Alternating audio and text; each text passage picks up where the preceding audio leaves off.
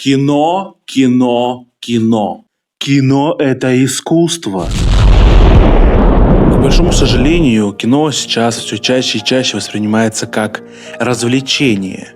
Посидеть, поесть попкорн или пососаться на задних рядах. А вот литература и живопись – это да. Кино, в отличие от литературы и живописи, это искусство коллективное, но это не делает его менее значимым и трудным.